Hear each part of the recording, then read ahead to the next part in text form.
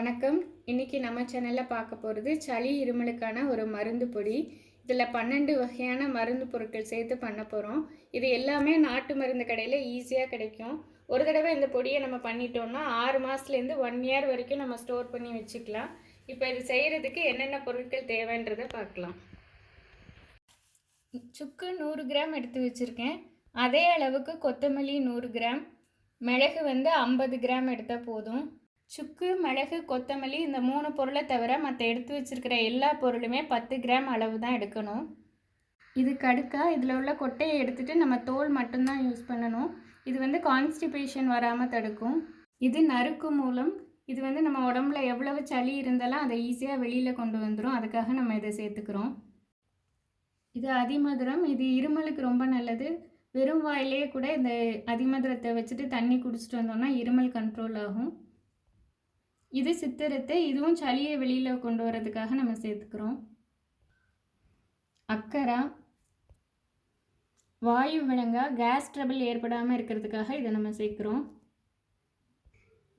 கிராம்பு bacterial infections வராமல் பாதுகாக்கும். அதுக்காக நம்ம கிராம்பு சேர்த்துக்கிறோம். ஏலக்காய் ட்ரை காஃபுக்கு, கோல்டுக்கு ரொம்ப நல்லது. அதுக்காக நம்ம ஏலக்காவும் சேர்த்துக்கிறோம். திப்பிலி ஆஸ்துமா காஃபுக்கு நல்ல மருந்து. அதுக்காக அதையும் சேர்த்துக்கிறோம். அதில் இப்போ எடுத்து வச்சுருக்கிற எல்லா பொருளையுமே வெயிலில் ஒரு நாள் ஃபுல்லாக நல்லா காய வச்சு எடுத்துக்கணும். மிக்சியில் சேர்க்குறதுக்கு முன்னாடி இந்த மாதிரி ஒரு உரலில் 1-2 தட்டி வச்சுக்கலாம். அதில் கடுக்காயை போட்டுக்கலாம். கடுக்காயில் உள்ள விதையை எடுத்துகிட்டு தோல் மட்டும்தான் இப்போ நமக்கு தேவை.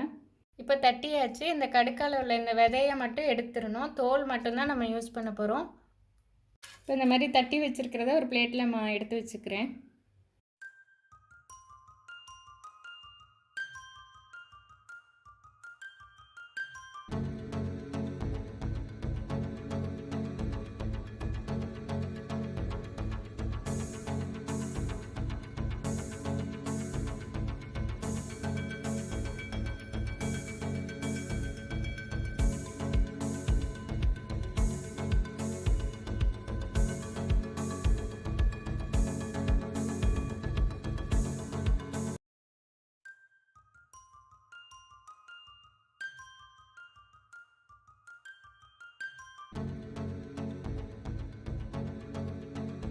இந்த மாதிரி கல்லில் எல்லாமே 1-2 தட்டியாச்சு. இப்போ மிக்சியில் பொடி பண்ணிக்கலாம்.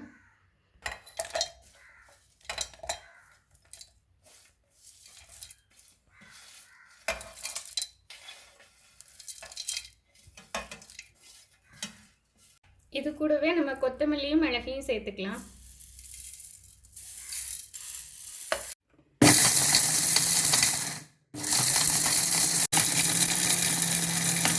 மிக்சியில் திரிச்சாச்சு. எந்த அளவுக்கு ஃபைனாக திரிக்க முடியுமோ அந்த அளவுக்கு திரிச்சுக்கோங்க.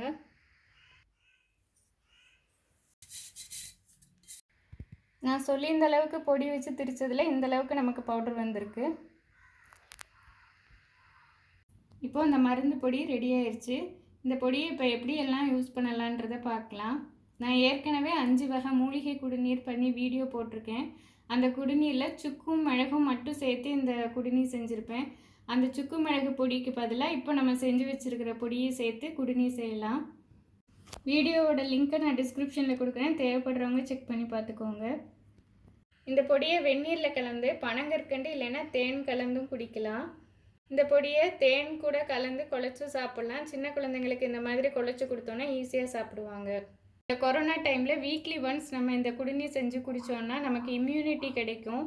சளி காய்ச்சல் இருக்கிறவங்க மட்டும்தான் இதை குடிக்கணும்னு இல்லை. வாரம் ஒரு தடவை இதை செஞ்சு குடித்தோன்னா சளி இருமல் வராமல் தடுக்கலாம். இந்த வீடியோ உங்களுக்கு யூஸ்ஃபுல்லாக இருக்கும்னு நினைக்கிறேன். இதே மாதிரி நீங்களும் வீட்டில் செஞ்சு பாருங்கள். இதே மாதிரியான இன்னொரு வீடியோவில் உங்களை சந்திக்கிறேன்.